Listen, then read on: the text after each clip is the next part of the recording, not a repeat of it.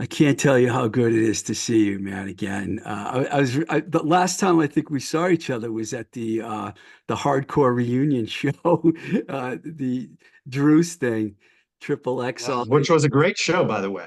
Oh yeah, well, I want to talk about That that was, maybe later. yeah, that was one for the ages. So first of all, how are you feeling now? Because everyone pretty knows that you were under the weather for a little while. You feeling okay? Yeah, yeah. Thanks for asking. I tried to keep it a low profile for everybody. I didn't want everybody feeling. I didn't want to be asking for sympathy or anything. One of those things. So, and I'm kind of a private dude, even though I'm a music guy and everything. So I just wanted to try and do it. Soldier through. Right? I didn't.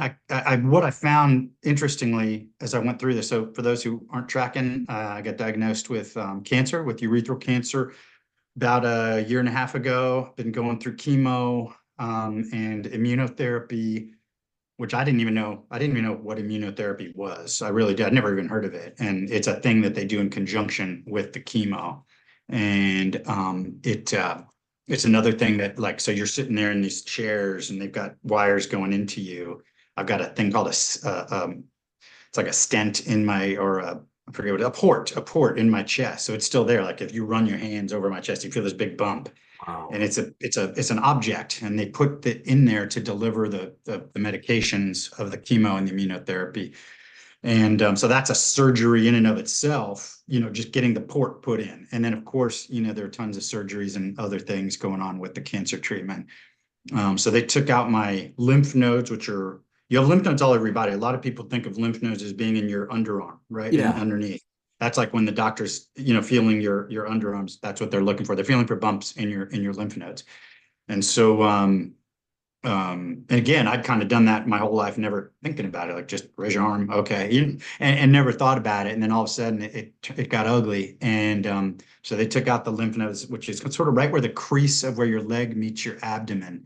That's where your lymph nodes are in your legs, Wow. those lymph nodes, and they took those out, and that was major surgery. And then because they had seen cancer there, and they took those out, and so I was in the hospital for a while then. But unfortunately, in addition to the cancer treatments, what one of those cancer treatments did was, here, let me show you my dog here. Hold on. There you go. Hold on. Snugs, come here. There you go. There you go. Good boy. He's licking my hands. He's a good dog. He is a Nice. very good boy. The one of those treatments that they were giving me for the cancer led to an immunodeficiency. So I have an autoimmune deficiency now that was created by the treatment for the chemo. So one thing was helping me hopefully get better, but at the same time, it triggered other bad things, right? So all of a sudden, one day I just, basically I went under and woke up in the hospital about a month later and didn't know where I was. I was telling this to our mutual friend, Drew Stone, and I literally woke up in the hospital and had no idea where I was. It was the most disorienting feeling. Wow. Yeah, and so that happened, and then about a half a month more in the hospital, literally relearning to walk, and then kind of got out of there. They dismissed me or whatever, went back home. And people who know me well said I was never quite the same in that time. Like, so right after October-ish. And then sure enough, December of last year, the most recent December that passed, I was out again. Another encephalitis attack. And apparently this one was even worse. So encephalitis is swelling of your brain. And Wow. yeah, it can kill you. And apparently I was pretty close, I was unconscious for all this. So I didn't know. I had vague memories of being in the ambulance, and that I have kind of vague memories of. And anyway, so that again, same thing, month and a half-ish in the hospital, and relearning to walk. And what happens when you're out for a month and a half on your back is all your muscles atrophy, right? So you literally can't walk. You get out of that bed and you're just going to go bam down. And so that was a huge test too, right? As well as the obvious physical, manifestation of the treatment and the diseases and all that stuff. But the learning to walk again and drive again really sucked.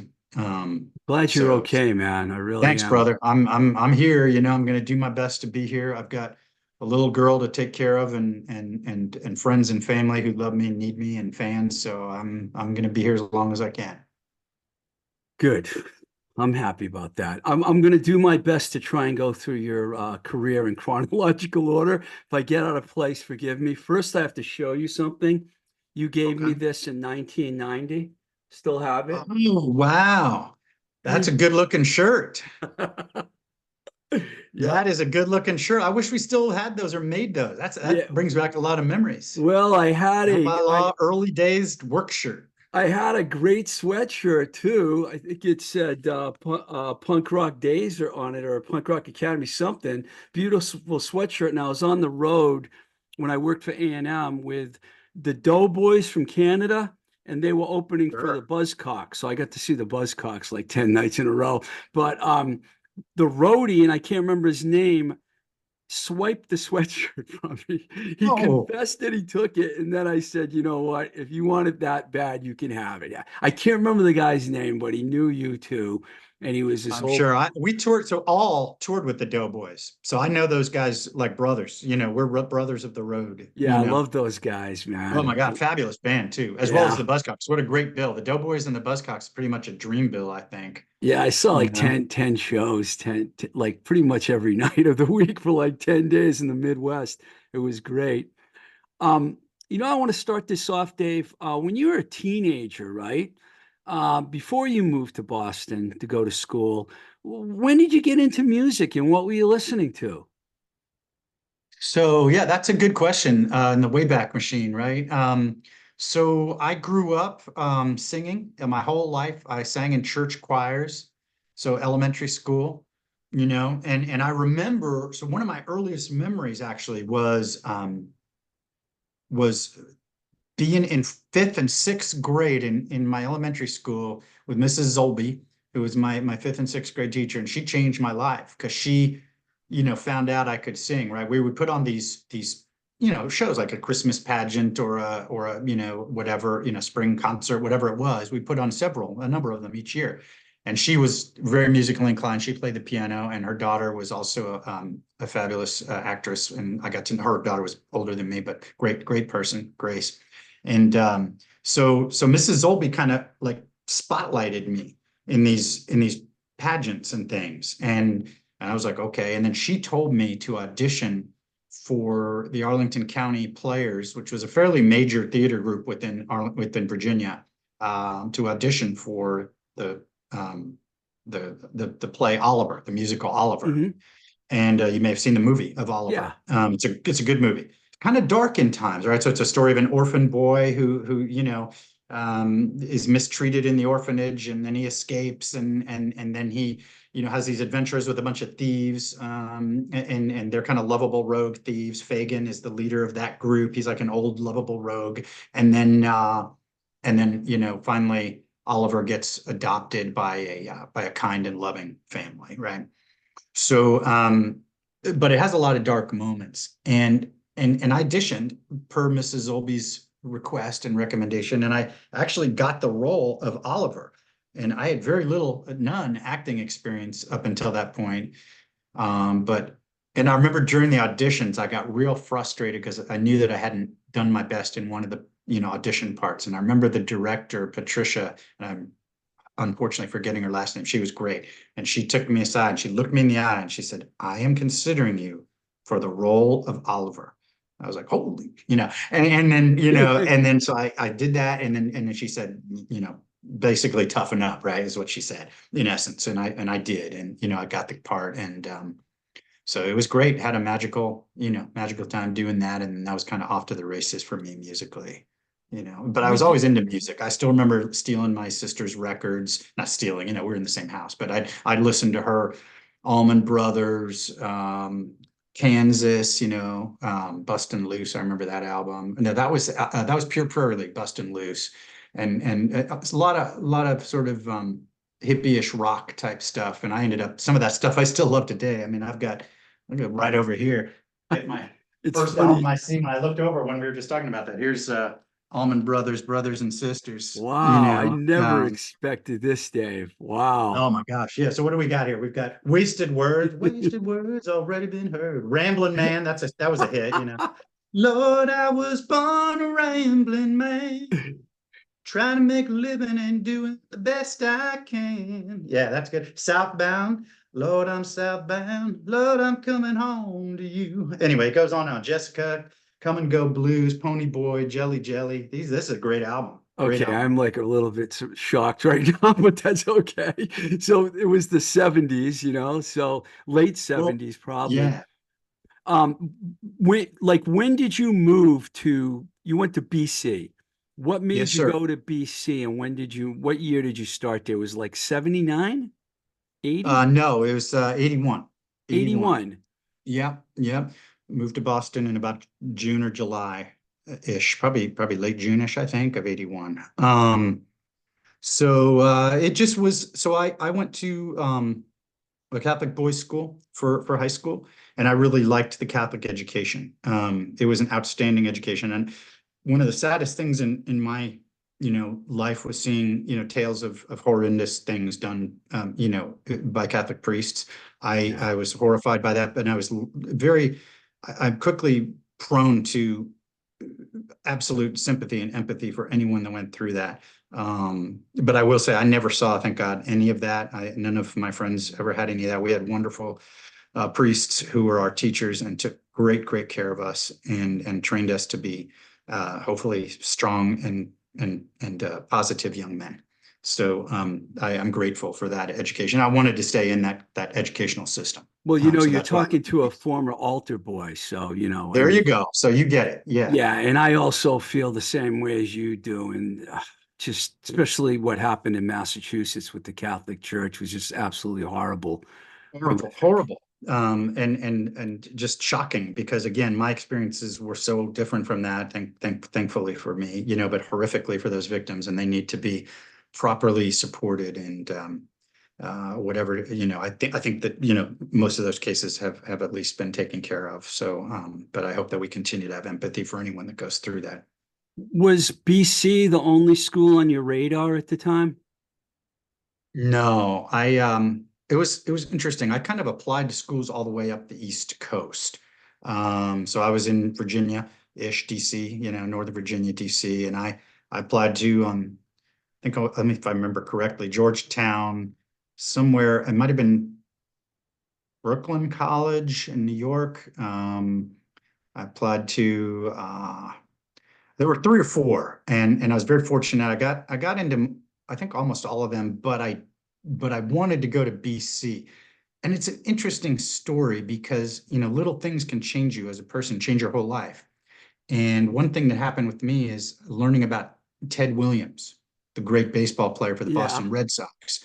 So as a little kid growing up in Virginia, we didn't have any baseball team. We used to have the Senators, but they got shipped off to Texas, I believe, or maybe they went to Montreal. Anyway, they went off somewhere, and there was no baseball team. So I kind of always liked baseball, and I remember just reading about Ted Williams, and here was a guy who, for those who don't know who Ted Williams is, he was baseball's last 400 hitter. His lifetime average was 400. And here was a guy who served his country. He joined the military in World War II and fought, and left his baseball stardom and went out to because he believed in fighting, the bad guys, and he did, and he was a successful fighter pilot. And then he came back and kept playing after that, so here's this guy really did everything right. And the most telling story of all that's really stayed with me about Ted Williams, his last game, he was over 400, and who's going to be retiring after this game. And the manager of the club said, "Hey, if you want me to bench you for today, just tell me, and you then retire over 400." Because if he was going to go up three times and strike out all three times, which is not unheard of in baseball, You he would go have under. dipped below. And he looked at the manager, and this has been corroborated by tons of people. he looked at the manager and says, if you take me out of the lineup today, I will kill you. And I'm like, I don't think he meant really physical violence, but he was meant, no, I am freaking playing. And I loved that. I love that. Just, just go for it, and he got a hit and stayed above 400. And he is to this day baseball's only lifetime 400 player. Wow. So Ted Williams attracted you to Boston more than like Joe Perry and Steven Tyler. That's funny. Hmm. Don't get me wrong. I love those guys too. Boston has such a great history. So obviously you go way back and you go to like John Adams, Samuel Adams, Massachusetts, along with arguably Virginia, were the two pivotal states or colonies at that time in the American Revolution, right? Without both of those two colonies, because, Jefferson, Washington, Patrick Henry were all from Virginia, and then John Adams, Sam Adams, so many other, John Hancock, so many other primary pivotal leaders of the revolution were in Massachusetts, Yeah, and you know obviously the your Boston history, Tea Dave. Party. I do Thanks, remember man. this Thank you. about you because we've talked about history Well, before. I'm just a nerd, that's all. How did you end up? It was ZBC. You ended up doing a show at ZBC, basically. How did that Yeah, happen? so Boston College's radio station is WZBC. Do you know, is it still there? Is it still on the air? Can you Yes. still hear WZBC? Yeah, it's not Okay. as popular as some of the other stations. MBR is probably the most popular one, but ZBC is still there. They Beaver were, was great. yeah. So you started doing a show there. How old were you? Were you a freshman or? I was a freshman, yeah. So they had an AM station, which really only broadcast inside the campus. So like if you were in the cafeteria, you could hear it. Places like that, some of the sort of hangout rooms or whatever in each dorm, you could get it there. But and then that's kind of like the minor leagues, right? To keep our baseball discussion, like that's the minor leagues. And then you go into if you applied for a slot on FM and you did a good job on that, you get a radio show, and that broadcast throughout Boston and Yeah, Waltham and every other ninety place. point three, right? Ninety point Yes, sir. three. Good memory. Yeah, yeah, yeah. Perfect. So I got a show on AM, and then I remember Tom Gilroy, who was a DJ, who was a couple years older. He was one of the main DJs. He had a great show, and most of the ZBC jocks were playing, like, at that time, pretty cutting edge alternative stuff, like everything from Einstein's or Neubauten to obviously Echo and the Bunnymen, and people forget that REM started out as a college Yeah, I band. So remember. REM was getting so that was all super cool. And like they didn't have a lot of punk though. So I had this little show that Tom Gilroy gave me out of his show. He carved a show and he said, listen, I'm going to give you a show. And I was like this little punk kid, spiky hair, hair, world on fire kind of thing. And then he said, I'm going to give you 15 minutes of my show, and we're going to call it the hardcore hour, because you can play as many songs in 15 minutes Yeah. as I play in an hour. And I was like, this is the greatest day of my life, So I did this thing, the hardcore hour on WZBC. It was great. We had a lot of fun. Now, when did you start journeying around? Do you remember like the shows that you went to, and how did you get to know some of the other people in the scene? Lead me right up to the Boston crew and DYS forming and all of that. Who was it you met first, and how did all that happen? I think like my first, early on, I mean, maybe my first week I was there getting settled in and everything. But after that, I went straight into town. It's funny, just a difference. I was already a lone wolf kind of, and I just went into town by myself. I didn't know anybody. And I met Jamie Sharappa and Al Baril and some other cats hanging out in Kenmore Square. And John Sox, I think, was there. And we all instantly became friends, and there weren't very many, Jonathan Anastas, and there weren't very many of us back then. I think nowadays punk is so huge, right? Like you go to see a band, I don't know, like the Descendants or other bands that are, I don't know if anybody's as big as the Descendants right now, but there are some. And maybe, obviously Green Day became, superstars, but like, let's just say the Descendants are still super indie, but huge, right? And Yeah, deservingly yeah. so, deservingly so. They're a great band. They are a great band. But back then, there's a great line. Speaking of Descendants had a great line, which is, couldn't sell out a telephone booth. What I'm telling you is the truth. That was a line from a Descendants Yeah. song, and it was freaking true, And so there were just a handful of us in the Boston crew in those early days. So those are the first guys that I met. And Wow. Julie Engerman and Katie, the cleaning lady too, were also part of that. Did you and Katie do a radio show together? I would have loved that. No, not that I can remember. We were both radio. She did radio E- at the Emerson ERS, right. Yeah. I station. don't know Yeah, why I thought you two were, you guys was close though. You knew each other very well back then. absolutely. No, I mean Katie's is still a friend of mine to this day. So the crew, when you started hanging out with those guys and it was the beginning of the Boston crew, was Jake and those guys, the Marblehead guys, all there too, I think or? they were right around then. I don't know if I met them that first gathering in August of 81, but very, they were part of it certainly shortly thereafter. I don't actually know when they all kind of joined into that world. Maybe some of them were already there, then I'm just not remembering it. No, you didn't But play with they were it. definitely part of the Boston crew for Yeah, sure. as Yeah. far as I know, and if I missed this, I don't know how, but I don't think you played with anyone else besides DYS at the beginning, right? Wasn't another band or a jam thing going on, or was it just you and No, Jonathan right from the beginning? pretty much just me and Jonathan. Yeah. I played a little bit in a small band in high school called No Success, but we never recorded anything or got out of the basement really. What do you remember about the first time you guys started playing out as DYS, Department of Youth Services?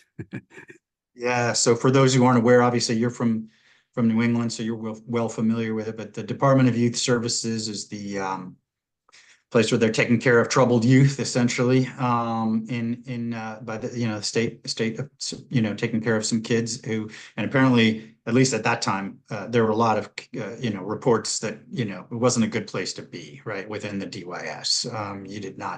You did not want to be a kid and get sent to the DYS. So we thought, of course, that would be a perfect name for a band. So Jonathan, I think, thought of it. So yeah. And what about some of the early gigs that you guys had? Was it with other Boston? Was it with like the FUs and bands Oh like yeah. that? Oh yeah, absolutely.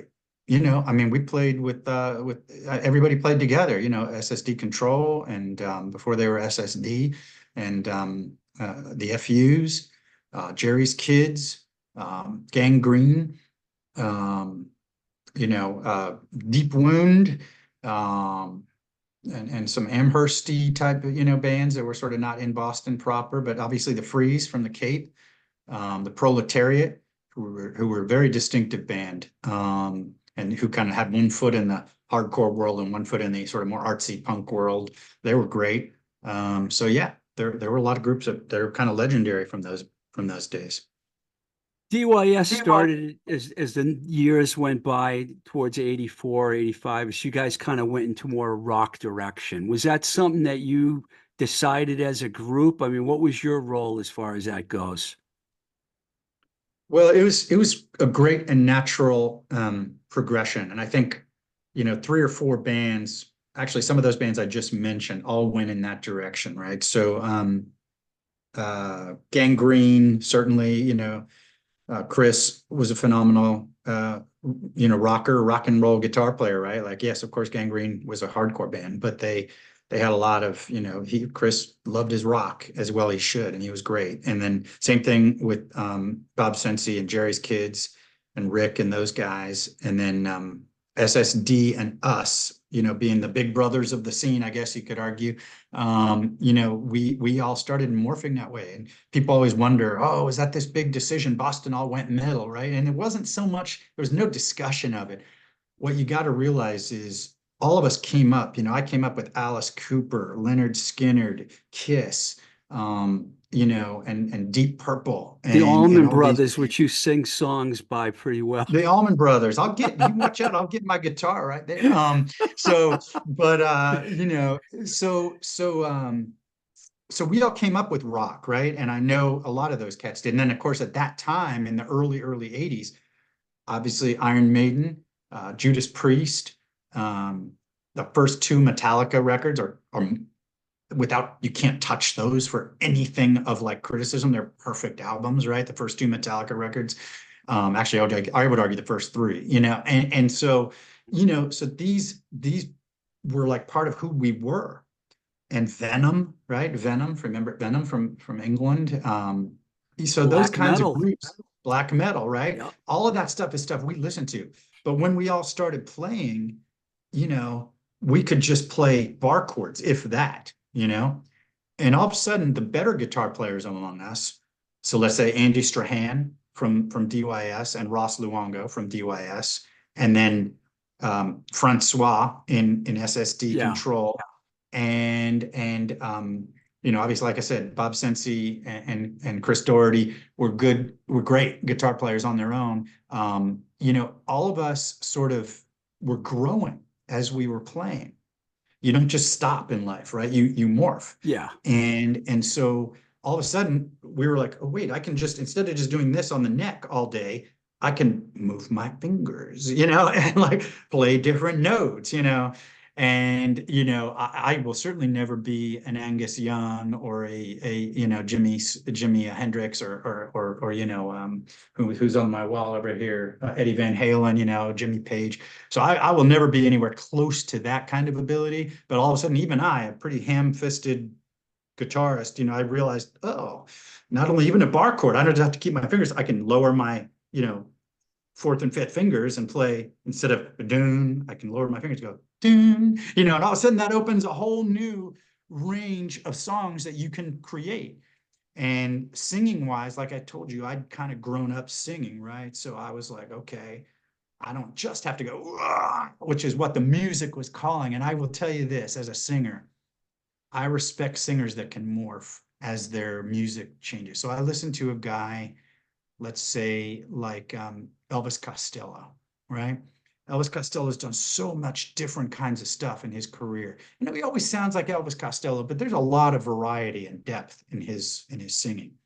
And so I view him as a great singer. And I like the singers that can adapt their vocals to the music.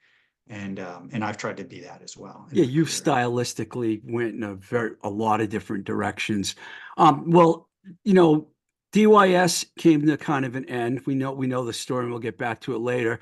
Then I guess you moved away. How did you end up playing with Brian, Colin, and Roger and go on to make one of the greatest records in punk history, can I say? Had you seen Dag Nasty with Sean before you actually started playing with those guys? Yeah, so I definitely had seen them because I was actually roadieing for them. Oh, you were? Yes, sir. Yeah. So I I got back to DC. My parents were living near DuPont Circle in DC, and I got back after DYS broke up in the summer of '85, and I went back to DC, and Brian called me, Brian Baker, and he said, "Hey, you want to get together?" And I was like, "Sure, that sounds great." I knew him from the days when the Boston crew and the DC crew were very tight. We had a lot of common Yeah. shows, a lot of common friends, and I knew Brian from all that. And so we kind of just got together, and he played me this demo of the Dag Nasty songs that he'd written so far, and they were great. It touched me in a way that I knew as an artist somehow maybe I was destined to be part of this, but I didn't know how. But I just said, yeah, hey, this is amazing, And he's like, well, we need a roadie, and I was like, oh, far out, you got it. And I wasn't the most skilled roadie, right? But like I could haul stuff like amps and things, and I could drive the van, and I could help such as I could. And so yeah, I was roadieing for those guys for a while. And then they parted ways with their old singer and asked me to join. Yeah, you really made those songs your own because when I remember the first time I heard Can I Say album, especially Values Here, and I was like, I thought you actually wrote the song. I mean, it was like you really embraced it and you really could sing it and deliver the goods on that. Did you feel like did that version of the band with you singing, did you guys do a lot of touring? No, not I too didn't think much. so. I didn't think We so. did some shows with the Descendants, which was great. So that's especially where Billy and we knew each other from Black Flag and DYS days, but we became on that little mini tour with the Descendants and Dag Nasty. We became quite close on that tour, which led to me joining All Yeah. later, and so we did a little bit of shows with them, played out around DC, of course, and not too many, not too much, we did a show in New York, played with the UK subs in New York. But it wasn't, like I say, that one mini tour with the Descendants was the Was biggest there ever a tour. Boston show? Oh man, those I guys don't might remember better than me. I don't know if there I don't was. I think don't there think was because most actually there people was at the Rat. there There was a was. Boston show at the Rat. Yeah. Interesting. So, hmm because you weren't in the people don't know this, but you really weren't in the band for a very long time. A year, That's maybe? correct. And yeah, thank you for those kind words, by the way. I appreciate that. Yeah, I was in the band for like, I don't know, 7, 8 months or something, made the Shorter record, than a year. and then I Wow. and then I quit, because I was going off to grad school, So yeah, so that's kind of what happened there. And in hindsight, I always wonder what would have happened if we, kind of tried to make it work. Um, but kids being kids, we're all young and we We're gonna kind of go got, back. We're gonna go yeah, back to Dag Nasty because you went back and made two really good records. But you thank you. you you answered a question for me before I asked it. I had a feeling that when Dag Nasty and the Descendants toured together, you became close to the guys in the Descendants, and that's how All. Did they have the idea for All and then get in touch with you and say, "We want you to be our singer"? Yeah, so I'm presuming all the band discussed it and everything, and Bill actually, so Mike Gitter, who is our old friend from Yes, Triple X fanzine, and has extraordinary music career of his own in terms of being a professional within the music industry, and is a good guy, just a good person, absolutely. and I love him dearly, and so Mike Gitter called me in Israel. I ended up, so I originally left Dag because I thought I was going to NYU for grad school. And while I was planning on that, I got word that I got a scholarship to go to actually live in Israel for a year. And I was like, I can't turn this down. This is an extraordinary opportunity Yeah. to see a part of the world that, nobody hardly gets to go see. I was really fascinated with the Middle East. Lawrence of Arabia, that movie, always was one of my favorite movies growing up, like just those sweeping scenes of the desert, and Peter O'Toole as Lawrence, leading the battles with it. I mean, that thing was so epic, and by the way, if you haven't seen that movie, I encourage you to see it.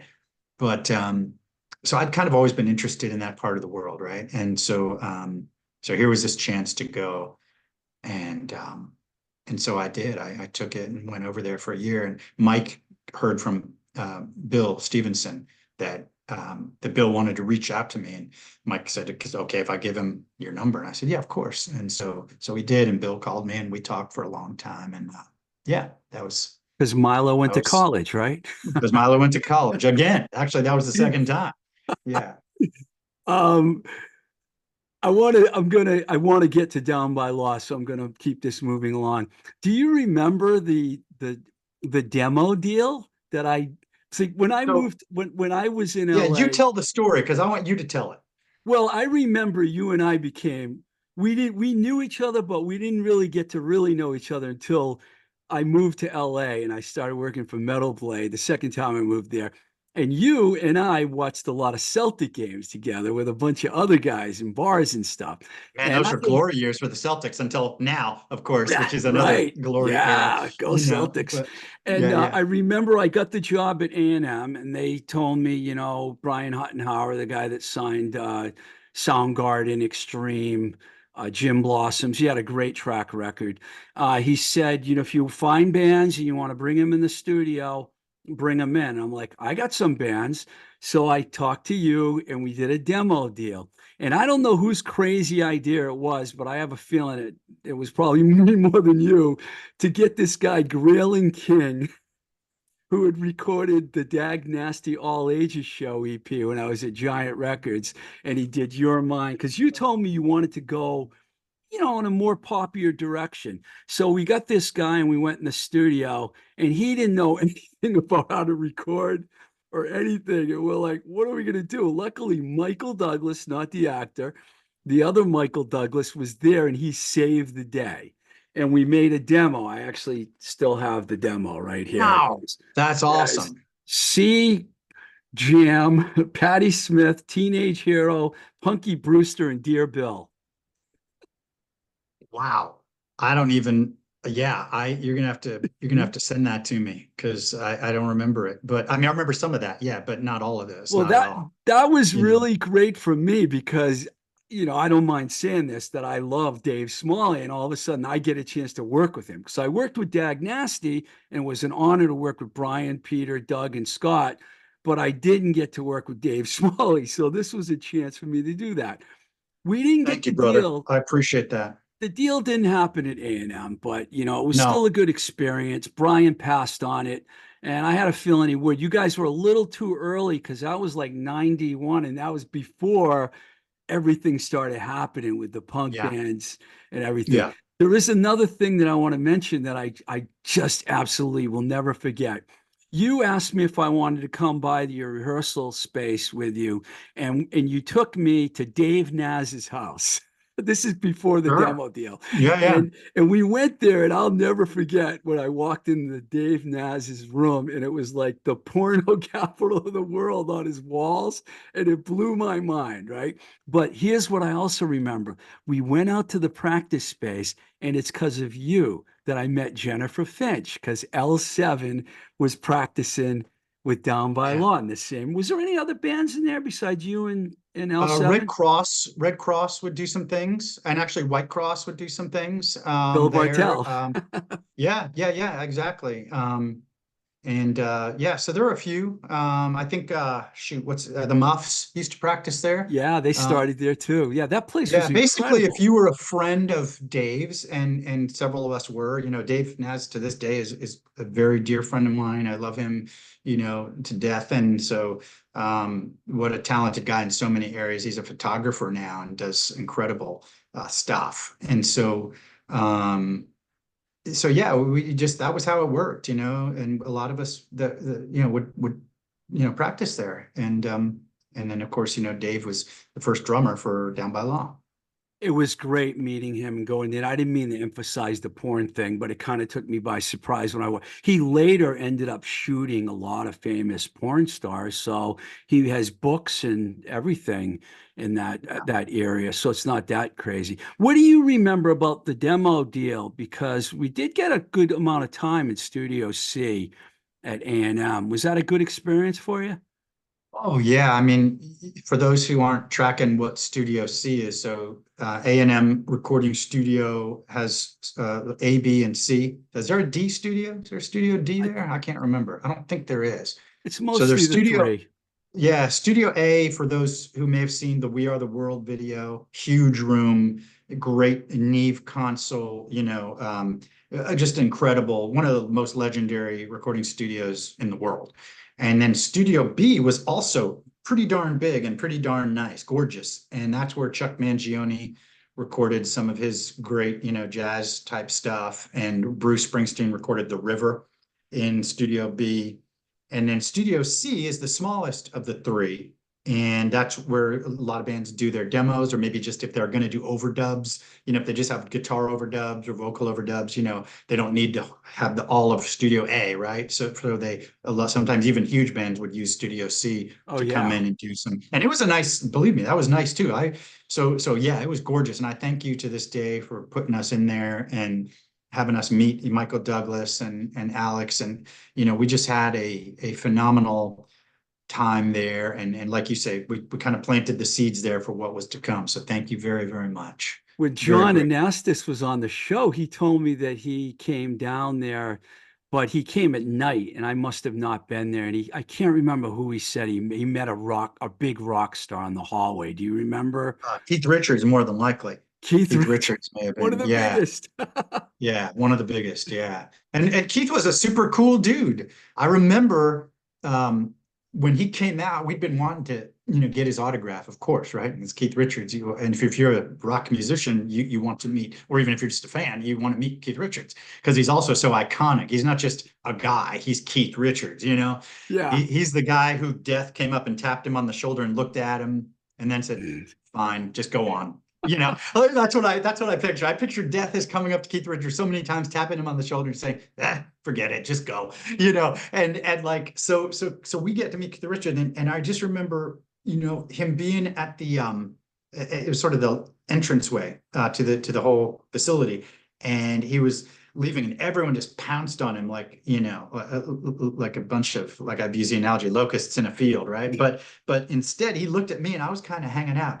He's like, wait a minute. You want an autograph? And I'm like, yeah. And he said, come on, you first. So he gave me the first autograph. He gave everybody an autograph. He was cool. Well, your So he story is was better. super cool. Your Yeah. memory of it's better than John's because I didn't get all that. I think John said Well, he that went on the was so he hallway met Keith Richards in the hallway at night. So that was a different time. smoking So a remember, he was cigarette or something. He said John yeah, said he yeah. was smoking it. Keith Richards was doing different times, right? So he was doing overdubs there. So yeah, we met him a few times. He was a cool dude. Very cool dude. Um, I was listening to the best of Down by Law for a few days, and in the new record, which we'll talk about in a minute, Crazy Days, and even though there were some lineup changes and the sound pretty much stayed the kind of same, consistently good. I had forgot about Big Country cover, and of course remember the excellent cover of Best Friends. By the way, I talked to Dave Barton about that Oh, on more than one occasion, and he was honored and flattered that you guys covered oh my Best Friends. gosh. I'm honored and flattered that he wrote it and that he didn't mind us doing a cover of it. I hope we did it justice.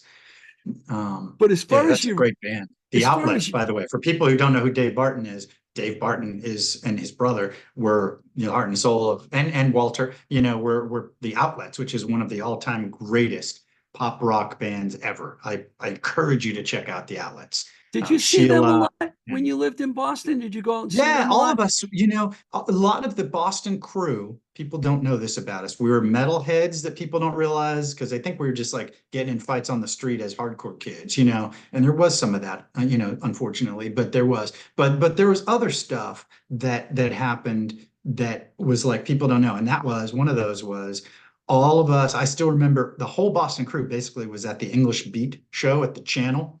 And I remember that. I remember, of course, all of us were at the Metallica show at the Channel. All of us were at Motorhead at the Paradise. And then all of us would be at the Outlets shows, and we'd be singing with 100% with our hearts, for all those great Outlets anthems that they had. Knock And Me Down was kind of the hardcore anthem. me down again, I mean, that's a Yeah. great song, Sheila, I all remember, those, all I those rem songs. I didn't know you guys then, but I remembered seeing you guys and it was very intimidating. It's like, who are these guys? I was afraid to go over Yeah.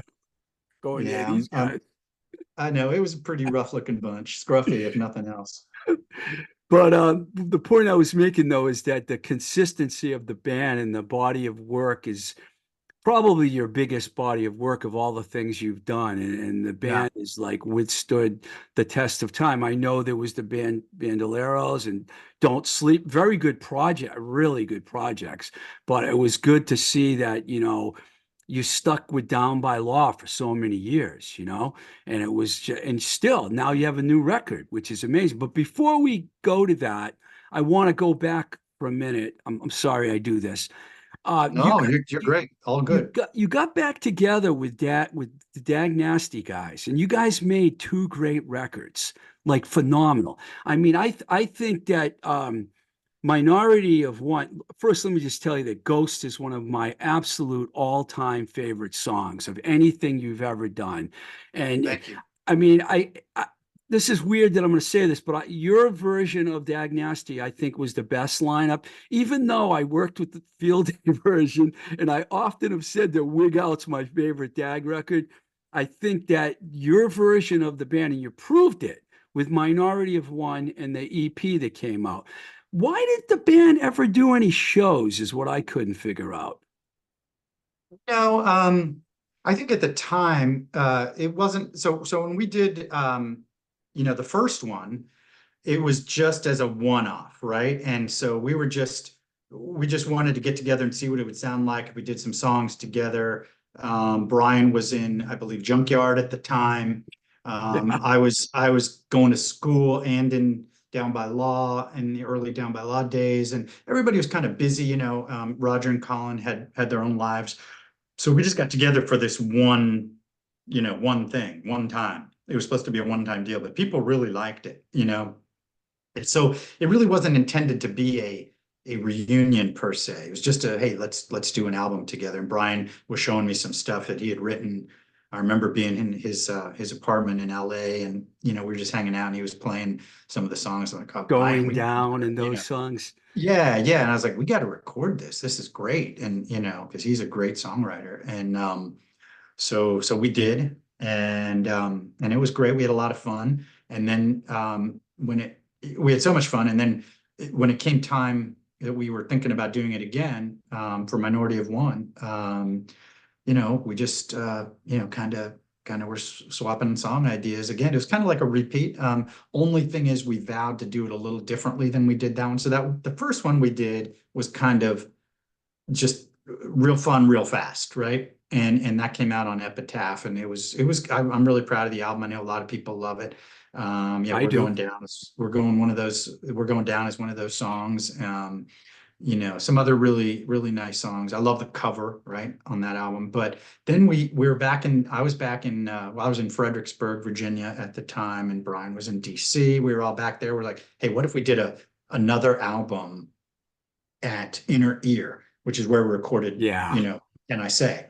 And let's just do that, and let's really do this right. And Steve Hanskin joined on the team, and obviously Don Zientara, and let's just do it that way. And so we did, and it was a glorious experience. And so yeah, but unfortunately, we were always doing other stuff, so it wasn't like we were reforming the band. It was just four friends making songs together. Was there any pressure for you guys to play live shows coming? Because Revelation put out Minority of One, right? Yeah, yeah. Did they want you to tour or play out? I don't know. I never really dealt with those guys that much, to be honest with you. I just kind of did my thing, wrote some lyrics and made some vocal melodies, and sort of. But as far as all the stuff of who was talking to Revelation and all that, I know that those guys are obviously cool folks, but I don't know if they wanted or expected there to be shows. I don't really know. I know Brian's really, been really busy with Bad Religion because I talked to, Peter and Doug, and they wanted him to be part of the Field Day reunion thing, but he didn't have time to do that. But he gave them their blessing, which is good. One of Yeah, your yeah, for former sure. guys, one of your former guys started, Mark Phillips played in Down by Law for a little while too, He right? did for a little bit. Yep. Yep, he did. Yep. And then he went on to he played in TSOL for a little while, and then he went on to Fishbone, actually. And I'm not Uh, sure if he's still with Fishbone, which is obviously actually both of those bands, TSOL and Fishbone, are both legendary. So those are great bands. He's a really talented guitarist. One more thing before we talk about Crazy Days, the Hardcore Reunion show. I was there all day long. It was one of the greatest shows I've ever seen in my life, and it led to DYS reforming. It did. Yeah. Yeah. So for those who don't know about that, that was, what year was that? Do you remember what year that was? 2011, I believe. Is that right? Okay. So yeah, so that was put together, I think, largely by Drew Stone, right? I mean, that was his idea. And he reached out to a lot of bands and got us to play this thing in Revere, right? Club Lido in Revere. And I mean, that was DYS was headlining, FU's, Jerry's Kids, who Gangrene, else? Gangrene, yeah, of course. Slapshot. Slapshot. I mean, that was a amazing bill. There was And only one band that said no. I know, I know. Yeah, I know. And it would have been perfect. And we would have been honored to have happily handed off the headlining gig to them had they decided to. Um, but uh, but anyway, but even so, it was a great bill of some really talented people. I got to tell you, man, in as the years have gone by, and I've reflected more and more on Gangrene, they have stayed in my mind as a band that really broke some barriers and stood out even in, even among their peers. I just think they were a great band and still are. How's Chris doing, by the way? Have you talked to him Oh lately? yeah, Chris and I are good friends. He actually performed with Gangrene at Dean. Did you know Dean Jackson? He Of passed course. away, Yeah. and they had a show for him. It was unbelievable because Jerry's Kids, the FUs, and Gangrene all played, and I was like, hardcore reunion all over again. Chris, had to have help on the vocals because he's never going to recover from the stroke full. He can't play guitar anymore. He had to sit down a lot during the set, but he actually sang some of the songs. It was pretty good. I was really proud of him Good, that good. day. That's great. Well, please give him my love when you talk to him. Yeah, you can't keep he listens to my show, so he'll hear this. You can't keep Chris away, man. His blood is in it so much. Like like Yes, this sir. Yeah. some Like of you you as well. I mean, John Socks, certain guys are never gonna another long lifelong friend, yeah. you know. Yeah, John Sox, what a great front man. And I mean that FU stuff also. So FUs, man, they were obviously part of the Boston crew and part of the Exclaim Records, tradition. Their first records, Untouchable, and then but they also kind of had that thing where they were learning to play at the same time. We all kind of were growing up together, and that's why SSD, that's why FUs, that's why DYS, Gangrene, Jerry's Kids, there was no grand discussion about all this. It was just like everybody discovered our fingers could work. And those of us who were singers discovered we could try different stuff, and that was kind of how it worked.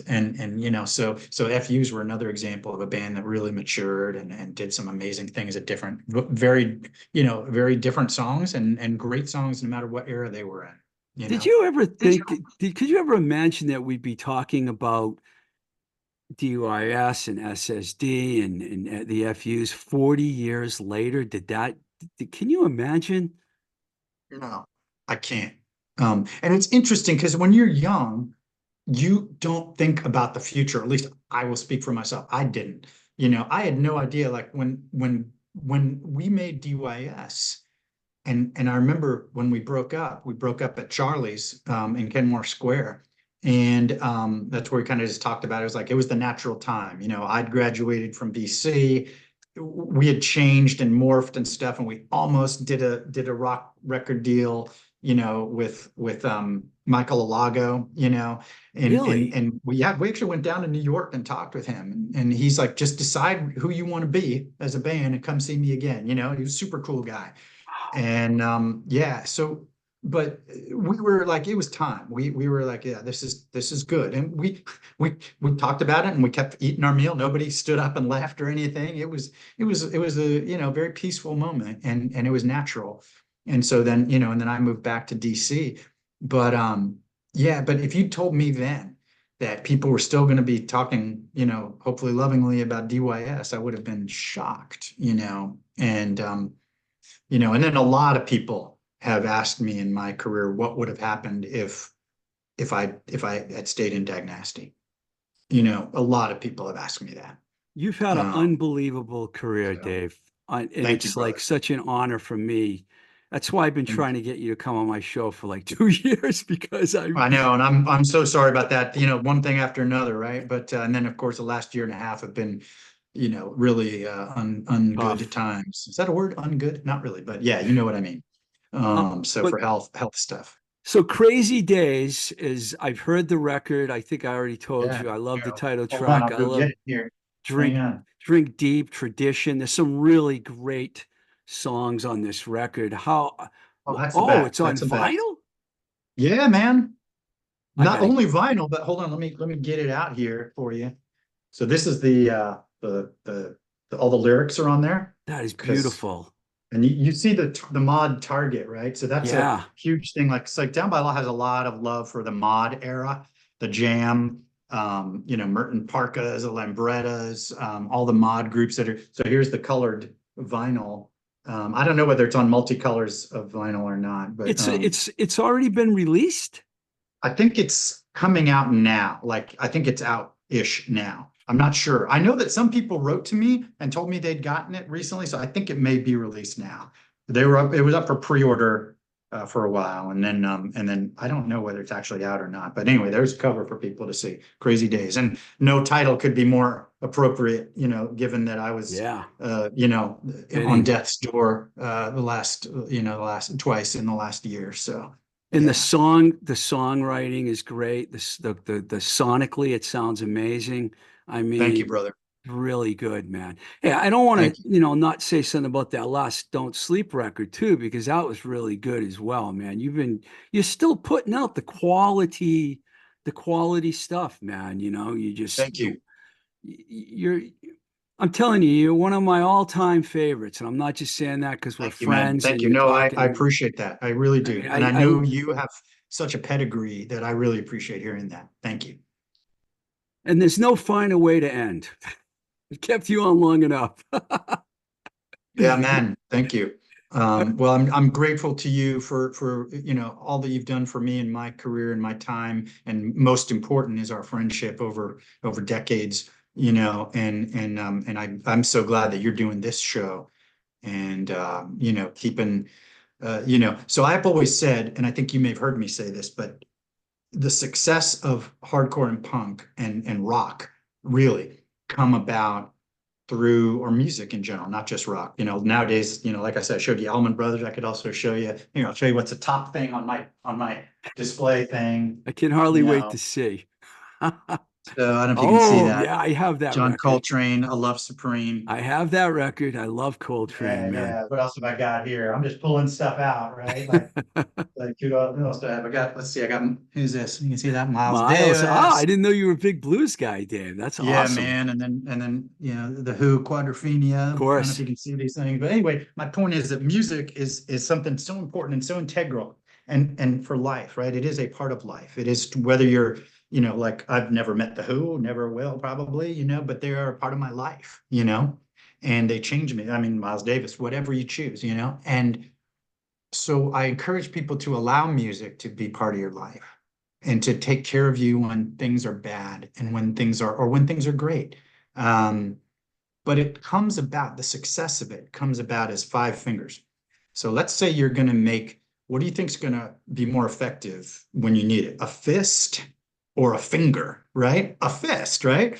So when you look at the five fingers, so you got the musicians, the bands, right? You've got the labels and those who help put out the music. You've got the music magazines and all of that. You've got those who do podcasts and support the music, being an outreach, right? Like, and being, so that's what I love about this show, your show. You're talking to people. It's not just like you're giving a very nice review, which I love and think is important. Also, that's one of those four fingers, right? But then you got that what you're doing is part of that fist. And then you've got the fans, all of us. I'm a fan, right? And Yeah. and so together that makes the fist, right? And so it doesn't work if it's just the bands. If they don't have all those other four fingers, you're just poking somebody. You're just poking at the walls of life and changing and making a difference. It takes all five fingers to make that fist. So I really believe in the importance of this. I love that, Dave. Thank you. Yeah, brother. Absolutely.